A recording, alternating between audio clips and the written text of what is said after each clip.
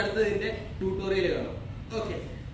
അപ്പൊ അത് ചെയ്യാനായിട്ട് നമുക്ക് നമ്മുടെ സിറ്റുവേഷൻ വരുന്നത് നമ്മൾ ഗ്രൗണ്ടഡ് ആയിരിക്കണം. നമ്മുടെ ഓപ്പോണന്റ് സ്റ്റാൻഡിങ്ങിൽ നമ്മളെ ഗാർഡ് പാസ് ചെയ്യാൻ വരുന്ന സമയത്ത് നമ്മൾ പ്രസ് ചെയ്ത് നിർത്തിയിട്ട് ഓപ്പോണന്റിനെ നമ്മൾ പ്രസ് ചെയ്ത് നിർത്തുന്ന സമയത്ത് നമ്മുടെ ഒരു കാല്, അതായത് ഞാനിപ്പോൾ യൂസ് ചെയ്യുന്ന എൻ്റെ ലെഫ്റ്റ് ലെഗ് ഓപ്പോണന്റിന്റെ റൈറ്റ് ലെഗിന്റെ അണ്ടർനീസിൽ ഹുക്ക് ചെയ്തു. മറ്റേ എൻ്റെ റൈറ്റ് ലെഗ് വെച്ചിട്ട് ഓപ്പോണന്റിന്റെ ലെഫ്റ്റ് ലെഗിൽ പുഷ് ചെയ്തു. ആ ടൈമിൽ കൈ രണ്ടും പിടിച്ചു വെക്കണം. പുഷ് ചെയ്യാന്ന് പറഞ്ഞാൽ നേരെ പുഷ് ചെയ്യുക.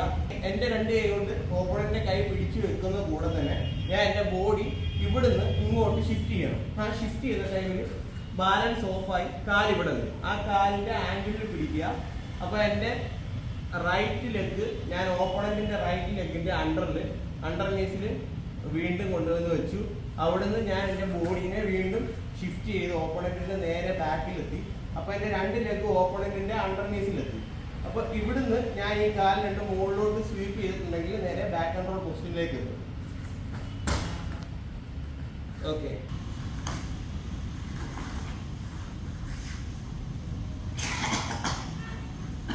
ഇതിന്റെ ട്യൂട്ടോറിയൽ നമുക്ക് അടുത്ത വീഡിയോയിൽ കാണാം. ഓക്കെ.